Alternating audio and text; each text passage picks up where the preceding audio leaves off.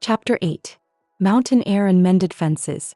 The weekend arrived, a welcome escape from the lingering tension of school and the unresolved feelings still swirling between the sisters.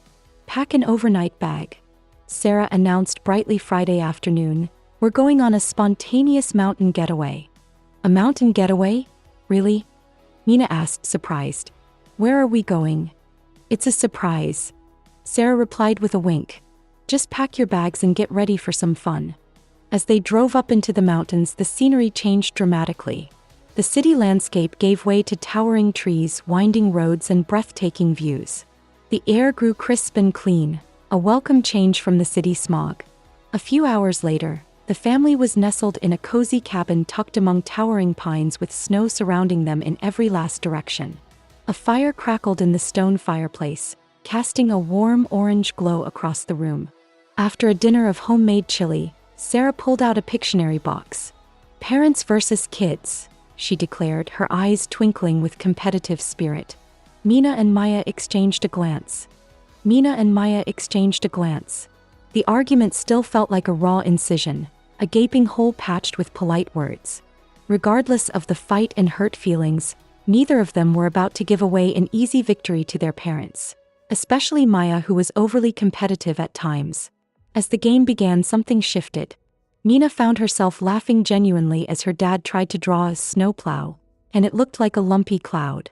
Maya, usually so focused on winning, drew an amazing woman spinning and helped her guess figure skating. They worked together, a surprisingly fluid team, anticipating each other's thoughts with a quiet ease.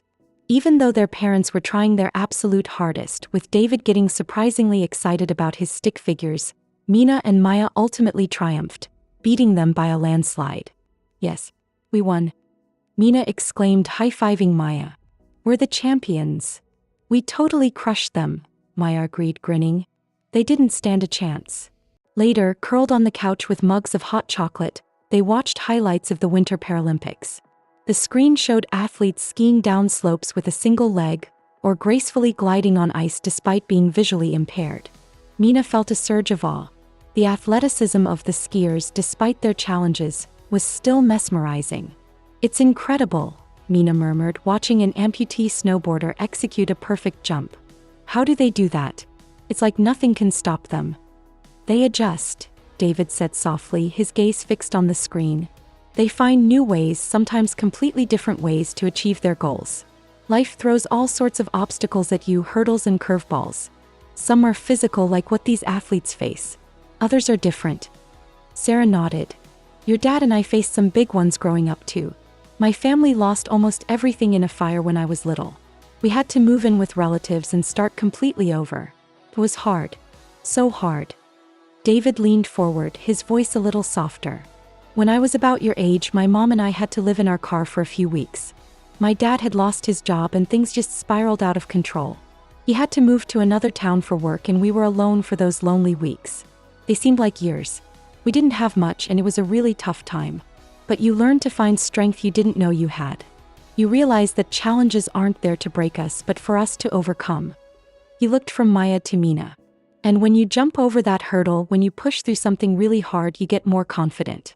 Stronger. Every time." They talked for a long time, sharing stories, listening and nodding. The mountain air felt clean and crisp, and for a while the cabin felt like a safe bubble where every hurt could be aired and understood. It was a good night and great weekend. Yet, despite the laughter, the apologies, and the shared stories, something is still left unsaid. Something is not quite right, like a vital piece of a puzzle is missing. Mina felt it, a persistent unease. It was now like a cardboard box had been left in the rain and now being held firmly in place with brown duct tape. It looked fixed, but you knew deep down it wasn't the same. Mina wondered if her relationship with Maya, or even her own sense of belonging, would ever truly be normal. Yet, despite the laughter, the apologies, and the shared stories, something was still left unsaid. Something was not quite right, like a vital piece of a puzzle was missing. Mina felt it, a persistent unease.